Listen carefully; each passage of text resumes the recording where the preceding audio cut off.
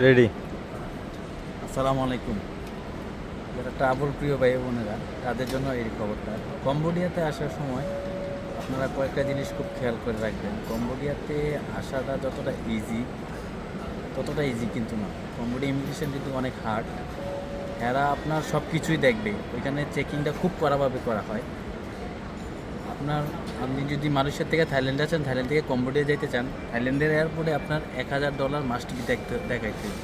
যদি আপনার মিনিমাম কাছে এটা। $1000 না থাকে, হুম। তাইলে আপনারা এরা ফ্লাই করতে দিব না। অনেক কাবজাব করে, আমাদের সাথে অনেক কাবজাব করছে। আমার কাছে ছিল $700, আমার ফ্রেন্ডের কাছে ছিল $1000। হেরে দিয়ে দিছি, কিন্তু আমারে দিতে চায় না। তো যারাই কম্বোডিয়াতে আসতে চাইবেন, রিটার্ন টিকেট অ্যান্ড কম্বোডিয়াতে $1000 মাস্ট বি। আপনার ব্যাংক কার্ডের টাকা এরা দেখবে না, এরা ক্যাশ দেখতে চাইবে। থাইল্যান্ডের এয়ারপোর্টে তারা ক্যাশ দেখতে চাইবে, কম্বোডিয়াতে যাবেন আপনি, সমস্যা নাই, $1000 আছে কিনা। আবার কম্বোডিয়া থেকে আসার সময় ওরা আবার দেখবো যে আপনার কাছে, আপনি অন্য দেশে যাইবেন, ভিয়েতনাম যান বা থাইল্যান্ডে ব্যাক করেন বা মালয়েশিয়াতে যান, যদি আপনি ওইভাবে টিকিট করেন, ওইখানেও দেখবো আপনার $1000 আছে কি। সো যারাই আসবেন, বি কেয়ারফুলভাবে $1000 মাস্ট বি নিয়ে আসবেন, হয়তো আপনারা কিন্তু এয়ারপোর্টে আসা অনেক ভোগান্তির সৃষ্টি হইতে পারে। এটা কি শুধু থাইল্যান্ড এয়ারপোর্টের ক্ষেত্রে না, সব এয়ারপোর্টে সেম কম্পিউটারের জন্য?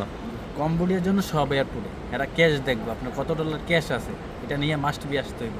যেমন হোটেল বুকিং, হুম। কম্বোডিয়াতে হোটেল বুকিং অনলাইনে পে করা যায় না, কিন্তু আপনার হোটেল বুকিংটা কনফার্ম করে নিয়ে আসবেন, ওখানে এটা দেখাইতে হয়। রিটার্ন টিকিট মাস্ট বি থাকতে হইব, আপনার কোন দেশে যাইবেন, ঠিক আছে। কম্পিউটার তো থাকা অনেক এক্সপেন্সিভ, খাওয়া দাওয়া সব ডলারে চলে, টাকা পয়সা তো আপনি কম্বোডিয়াতে সব কিছুই এক্সপেন্সিভ। আপনার থাকা ওইখানে, আমি আমার পরের ভিডিওতে একটা হোটেলের নাম সাজেস্ট করে দিব। যারাই কম্বোডিয়া আসবেন ওই হোটেলে উঠতে পারেন। ওই ভাইয়াটা অনেক ভালো, বাংলা হোটেল, এবং কি এটা এয়ারপোর্টের পাশেই। সবচেয়ে হাস্যকর জিনিস হচ্ছে, আমরা হাইটটা চলে গেছি ওই আপনার হোটেল অ্যান্ড খাবারের অ্যান্ড থাকার দুইটাই একসাথে আছে। ফ্যামিলি নিয়েও থাকতে পারবে, সমস্যা নেই। ধন্যবাদ। আসসালামু আলাইকুম।